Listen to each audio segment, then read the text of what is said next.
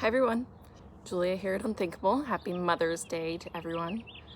I'm gonna wait a second until some folks log on. I wanted to come to you live today to talk about a couple things. One is how the Facebook boosting is going. 2, how the GoFundMe fundraiser is going.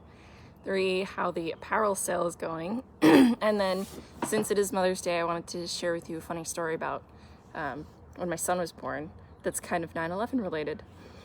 So I have a GoFundMe set up right now, accepting donations, and thank you so much to those who have already donated. Those funds will go toward running Facebook boosts for ads that seem to be successful with the general public. The goal is to have Unthinkable be a public-facing platform where people might learn about 9/11 truth for the first time. Maybe if they're not an architect or an engineer, maybe if they're not into some of the other stuff, about, the history or, little details. So I'm hoping that that's what we can do. And it seems to be successful so far, moderately to more successful than I expected. One nice thing is that I'm running an ad, I'm boosted the ad for the video where it says, this is the unthinkable truth. And no one's laughing at it. There are some dissenters in the comments, but as you may have experienced as an advocate, sometimes all people can do is call you names and tell you you're crazy. So in this case, that's kind of what is the only thing happening. Next, there's an apparel sale going on through Bonfire for Unthinkable, and I'm really excited. I got a couple of pieces just because apparently the quality is pretty good, and I am looking forward to having people say, cool shirt, what's unthinkable? And then that's because it's just a shirt with the logo on it and the hashtag. Or people might think, that guy and that girl were both wearing shirts that said unthinkable. I wonder what that's all about. So I'm pretty excited. If there are things, items that you would want of Unthinkable apparel that are not listed as being available, and I'll include the link in the description after, then tell me, because I can add that to this or the next apparel sale. The proceeds from the apparel, they go toward the cost of the apparel, and then all of the profits will go back into the Facebook boosting, so that we can continue to reach tens of thousands of people in a few days, as if you were standing on a city street corner holding up a sign. But in this case, we're meeting people where they're at in their own living rooms, so to speak. So I think I covered everything except the final story. Some of you guys know this story, but if you're, a close friend, but I have 2 stepkids and 1 belly baby, as I say, because I think, in my experience, you don't have to be biologically related to be someone's mom.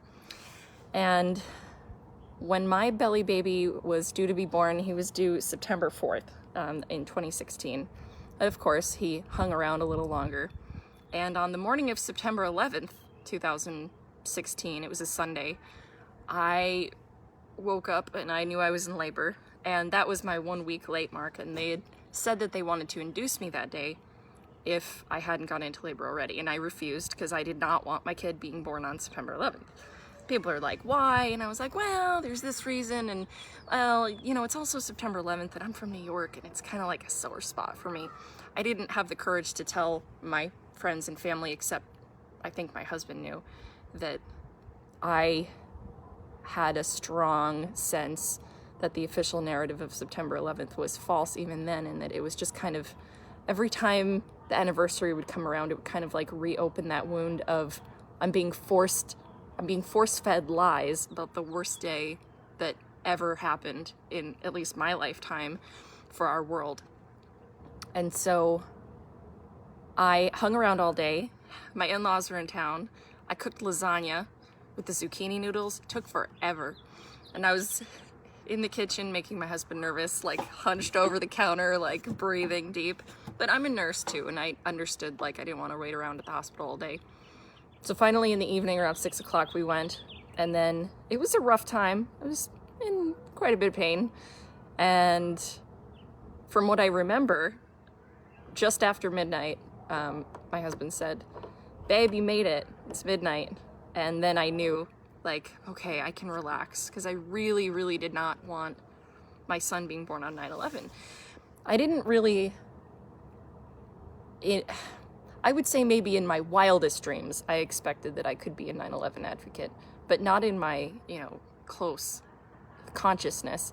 But I knew that I felt really strongly about it. And now I am also grateful that he wasn't born on 9/11, because that is going to be the day when me and a lot of other advocates are busy trying to speak out. And then the next day I can watch my kid turn 5 this year. So y'all, I hope you had a nice Mother's Day if you are a mom. And if you're not a mom, I hope you loved on all the moms in your life, because they appreciate it. Really do. At least I appreciate it from my family. I hope you guys have a pleasant Sunday, and I will see you soon. And I will post the links to the GoFundMe and the t-shirt fundraiser as soon as I can figure out how to in this video link. Take care, you guys.